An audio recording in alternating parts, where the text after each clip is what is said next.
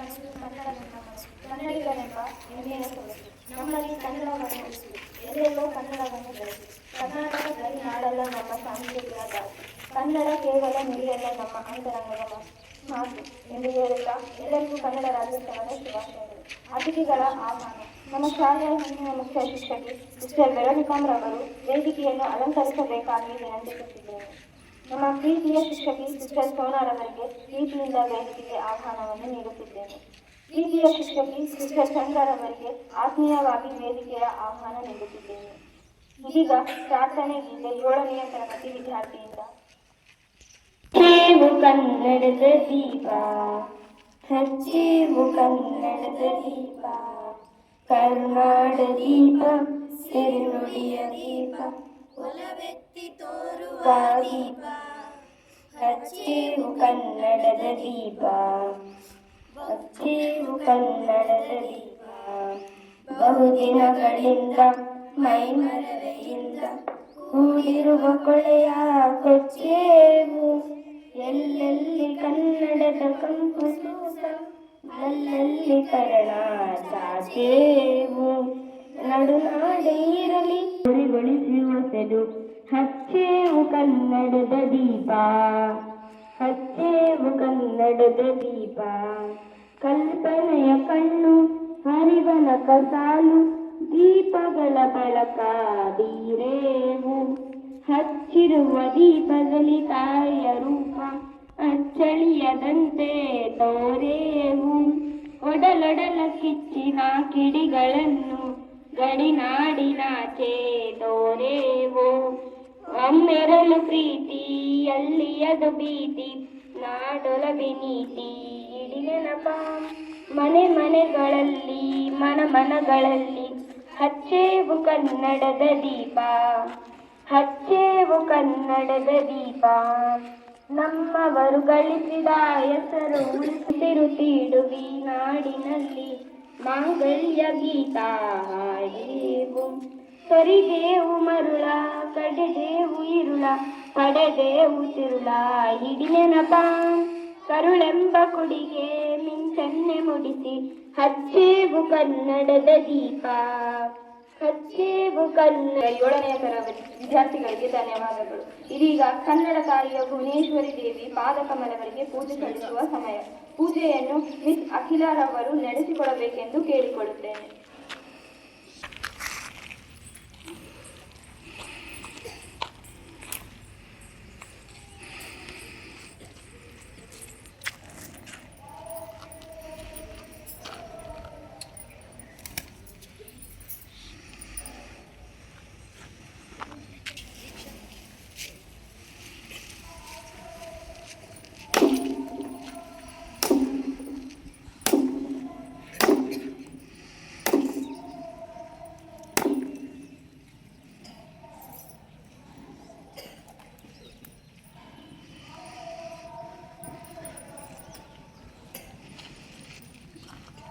ಕನ್ನಡ ತಾಯಿಯ ಧ್ವಜವನ್ನು ಬಾನೆತ್ತರಕ್ಕೆ ಹಾರಿಸಬೇಕೆಂದು ಮಾನ್ಯ ನಮ್ಮ ಶಾಲೆಯ ಮಕ್ಕಳು ಅಚ್ಚುಮೆಚ್ಚಿನ ಶಿಕ್ಷಕಿ ಮುಖ್ಯ ಗುರು ಸಿಸ್ಟರ್ ವೆರೋನಿಕಾರವರನ್ನು ಕೇಳಿಕೊಳ್ಳುತ್ತೇನೆ.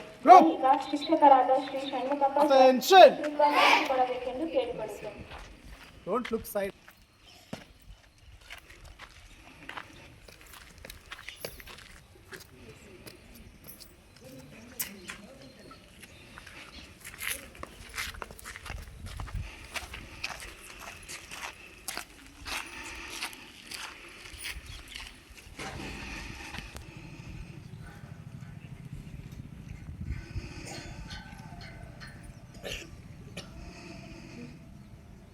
All class, group, attention! Take national salute, exit, राष्ट्रगीते शुरू कर.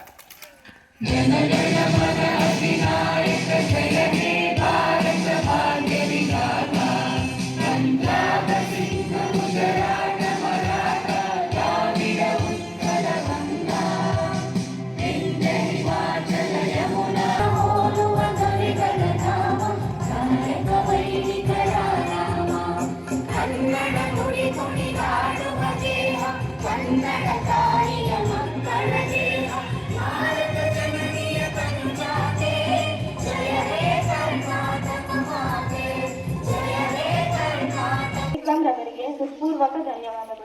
ಇದೀಗ ಕನ್ನಡ ಭಾಷೆ ನಾಡು ನುಡಿಯ ಕುರಿತು ಸುದೀರ್ಘ ಮಾಹಿತಿ ನೀಡಲು ಪ್ರೀತಿಯ ಸಹೋದರಿ ಪ್ರಣೀತರವರನ್ನು ವೇದಿಕೆಗೆ ಆಹ್ವಾನಿಸುತ್ತೇನೆ.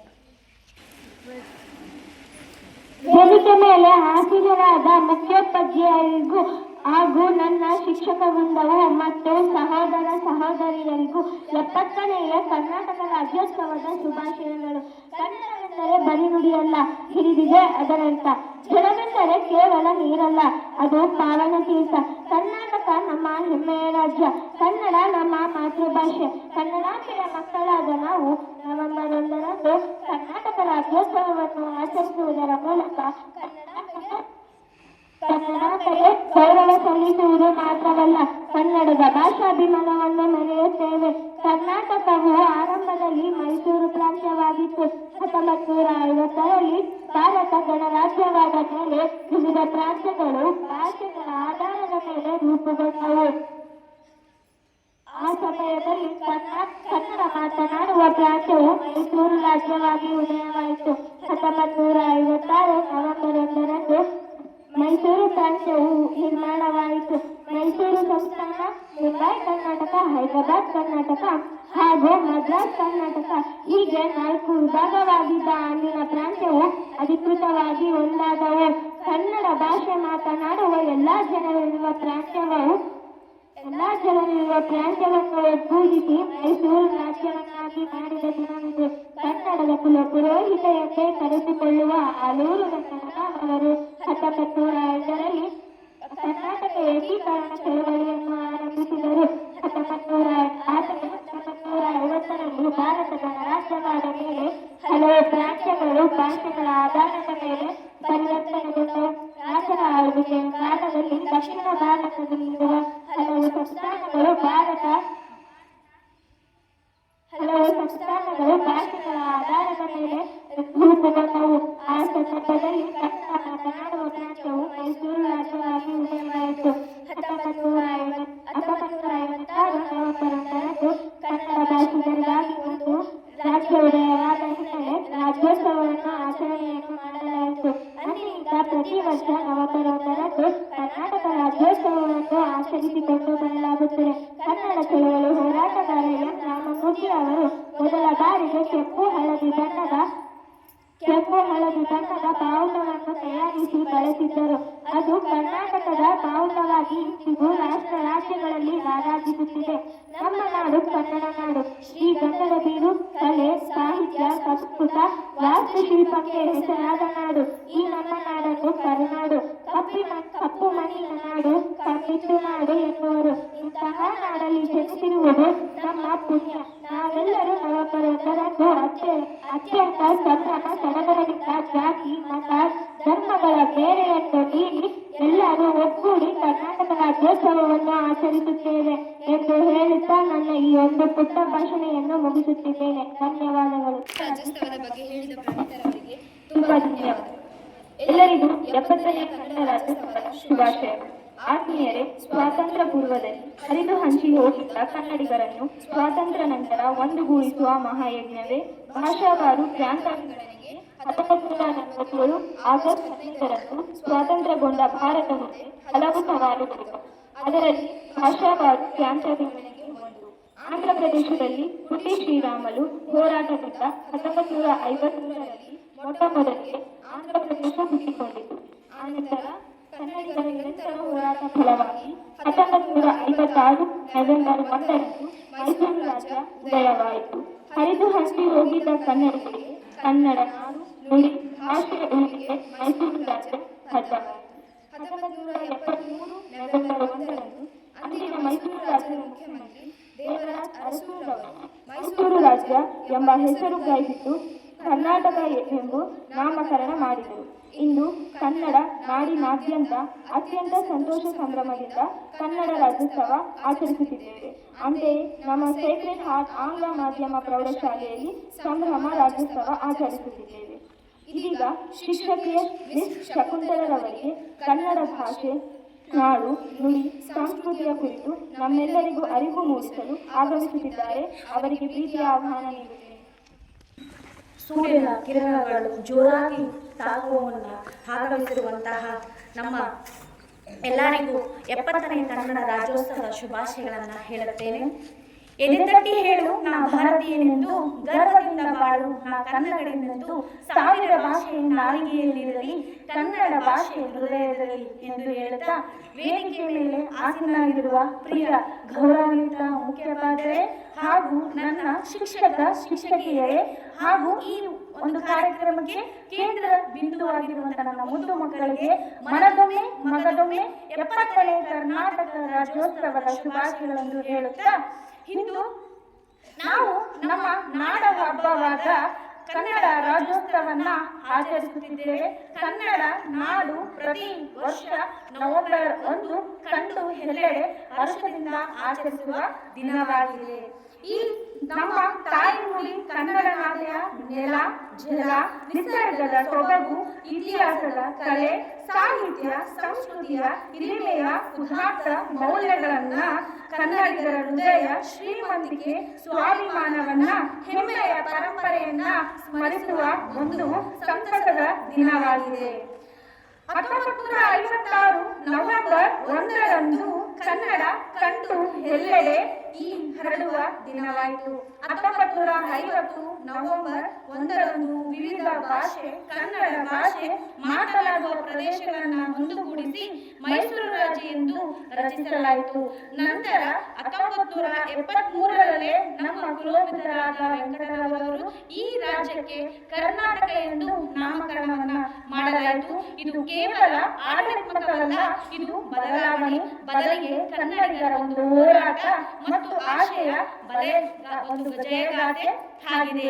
ಈ ಒಂದು ಏಕೀಕರಣಕ್ಕೆ ಶ್ರಮಿಸಿದಂತ ನಮ್ಮ ಕರ್ನಾಟಕದ ಆಲೂರು ವೆಂಕಟರಾಗಿರ್ಬೋದು, ಕುಯ್ಯಪ್ಪರಾಗಿರ್ಬೋದು, ಕೆಂಗಲ್ ಹನುಮಂತರಾಗಿರ್ಬೋದು ಮತ್ತು ಎಸ್ ನಿಜಲಿಂಗಪ್ಪನವರು ಮತ್ತು ಹಲವಾರು ಮಹಿಳೆಯರಾಗಿರುತ್ತಾರೆ.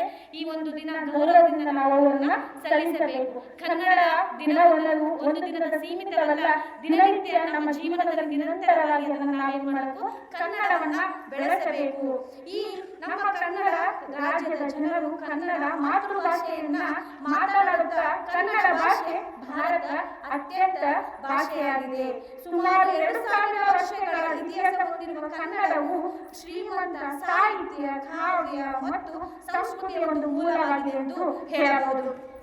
ಕರ್ನಾಟಕ ಯಾವ ರೀತಿಯಾಗಿ ಒಂದು ಮೂಲವಾಗಿ ತನ್ನ ಕರ್ನಾಟಕ ಪದದ ಒಂದು ಅಭಿಪ್ರಾಯವನ್ನು ನಾವು ನೋಡಿದ್ರೆ, ಕರು ಪ್ಲಸ್ ನಾಡು, ಕರುನಾಡು ಸೇರಿ ಭೂಮಿ ಎತ್ತರದ ಒಂದು ಕರುನಾಡು ಪದದಿಂದ ಏನಾಗಿದೆ, ಉಗಮವಾಗಿದೆ. ಕರು ಎಂದರೆ ಕಪ್ಪು, ನಾಡು ಎಂದರೆ ಅದು ಪ್ರದೇಶ ಎಂದು ಅರ್ಥೈಸಿಕೊಂಡರೆ ಬಯಲು ಸೀಮೆಯ ಒಂದು ಕಡು ಕಪ್ಪು ಎಂದು ಹೇಳಬಹುದು. ನದಿಯ ದಕ್ಷಿಣಕ್ಕೆ, ಕೃಷ್ಣಾ ನದಿಯ ದಕ್ಷಿಣಕ್ಕೆ ಮತ್ತು 2 ಕಡೆ ಜಲಾವೃತ ಪ್ರದೇಶದಿಂದ ಬ್ರಿಟಿಷರ ಕಾಲದಲ್ಲಿ ಕರ್ನಾಟಕ ಎಂಬ ಹೆಸರನ್ನ ಸೀಮಿತವಾಯಿತು. ಈ ಒಂದು ಕರ್ನಾಟಕ ತನ್ನದೇ ಒಂದು ಪ್ರತ್ಯೇಕ ಬಾವುಟವನ್ನ ಹೊಂದಿದೆ. ಯಾವ ರೀತಿ ಅಂದರೆ ಕೆಂಪು ಮತ್ತು ಹಳದಿ ಅಂದ್ರೆ ಕನ್ನಡಾಂಬೆಯ ಅರಿಶಿಣ ಮತ್ತು ಕುಂಕುಮವನ್ನ ಇದಕ್ಕೆ ವರ್ಣಿಸಲಾಗಿದೆ. ಈ ರೀತಿಯ ಕನ್ನಡಿಗರ ಸ್ವಾಭಿಮಾನದ ಕನ್ನಡವು ಬಾವುಟವು ಅವಶ್ಯಕತೆಯನ್ನ ನಾವು ಏನಾಗಿದೆ ಸಂಕೇತಕ್ಕೊಂದು ಕನ್ನಡದ ಹೋರಾಟಗಾರರಾದ ಎಂ ರಾಮಮೂರ್ತಿಯವರು ಈ ದಿನದಂದು ಕೆಂಪು ಮತ್ತು ಅರಿಶಿಣವನ್ನ ಸೂಚಿಸಿದ್ದಾರೆ. ಕೆಂಪು ಮತ್ತು ಅರಿಶಿಣವು ಕನ್ನಡಾಂಬೆಯ ಕೆಲವೊಂದು, ಹಳದಿ ಬಣ್ಣವು ಶಾಂತಿ ಸೌಹಾರ್ದತೆಯನ್ನು ತುಂಬಿದರೆ, ಕೆಂಪು ಬಣ್ಣ ಕ್ರಾಂತಿ, ಅಂದರೆ ಕೆಂಪು ಅರಿಶಿಣ ಬಣ್ಣ ಸೌಹಾರ್ದತೆ. ನಮ್ಮ ಕನ್ನಡಿಗರು ಯಾವುದಕ್ಕೂ ಸಿದ್ಧ, ಎಲ್ಲದು ಕನ್ನಡಿಗರ ಶಾಂತಿಗೆ ಅಥವಾ ಸೌಹಾರ್ದತೆ ಅಂತಂದ್ರೆ ಅವರು ಸಿದ್ಧಕ್ಕೂ ಬದ್ಧ ಮತ್ತು ಸಂದೇಶವನ್ನು ಇಲ್ಲಿ ನೀಡುತ್ತಾರೆ. ಕೊನೆ, ನಮ್ಮ ನಾಡು, ನಮ್ಮ ನುಡಿ, ನಮ್ಮ ಹೆಮ್ಮೆ, ಈ ಮಾತುಗಳು ನಮ್ಮ ಹೃದಯದಲ್ಲಿ ಸದಾ ಜೀವಂತವಾಗಿರಲಿ. ನೀ ಮೆಟ್ಟುವ ನೆಲೆ ಅದೇ ಕರ್ನಾಟಕ, ನೀನೇರುವ ಮಲೆ ಸಹ್ಯಾದ್ರಿ, ನೀ ಮುಟ್ಟುವ ಮರ ಶ್ರೀಗಂಧದ ಮರ, ನೀ ಕುಡಿಯುವ ನೀರು ಕಾವೇರಿ. ಇಂತಹ ಪವಿತ್ರ ಮಣ್ಣಿನಲ್ಲಿ ಜನಿಸಿದ ನಾವೇ ಧನ್ಯರು ಎಂದು ಹೇಳುತ್ತಾ ನನ್ನ ಈ ಭಾಷಣವನ್ನು ಮುಗಿಸುತ್ತೇನೆ. ಜೈ ಹಿಂದ್, ಜೈ ಕರ್ನಾಟಕ.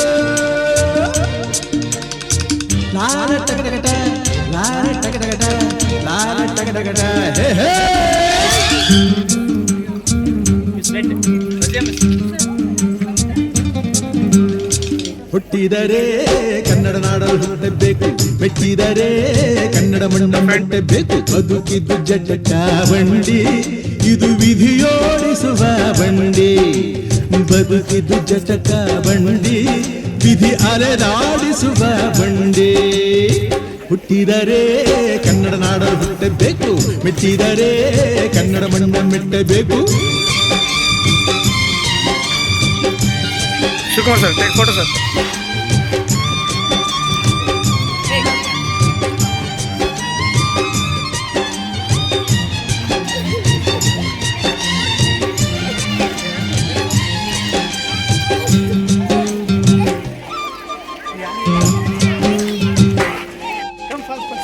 ಕಾಶಿಲಿ ಸ್ನಾನ ಮಾಡು, ಕಾಶ್ಮೀರ ಸುತ್ತಿ ನೋಡು, ಜೋಗದ ಗುಂಡಿ ಒಡೆಯ ನಾನೆಂದು ಕೂಗಿ ಹಾಡು.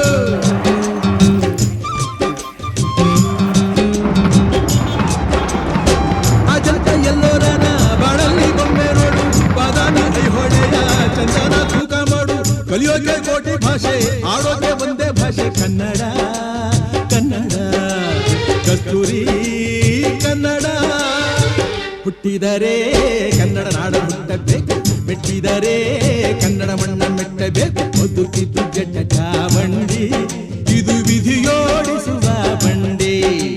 ಬದುಕಿದು ಜಟಕ ಬಂಡಿ, ವಿಧಿ ಗುರಿ ತೋರಿಸುವ ಬಂಡಿ.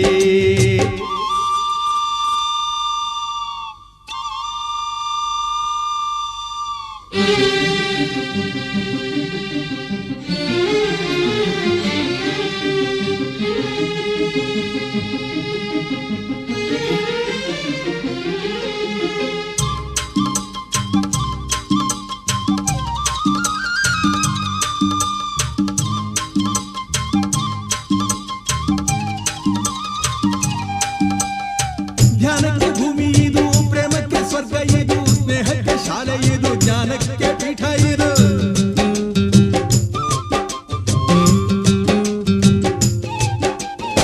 ಕಾವ್ಯಕ್ಕೆ ಕಲ್ಪ ಇದು, ಶಿಲ್ಪಕ್ಕೆ ತಲ್ಪವಿದು, ನಾಟ್ಯಕ್ಕೆ ನಾಡಿ ಇದು, ನಾದಾಂತರಂಗವಿದು. ಕುವೆಂಪು ಬೇಂದ್ರೆಯಿಂದ, ಕಾರಂತ ಮಾಸ್ತಿಯಿಂದ ಧನ್ಯವೀ ಕನ್ನಡ. ಕಾಕಿನ ಕನ್ನಡ. ಹುಟ್ಟಿದರೆ ಕನ್ನಡ ನಾಡ ಹುಟ್ಟಬೇಕು, ಮೆಟ್ಟಿದರೆ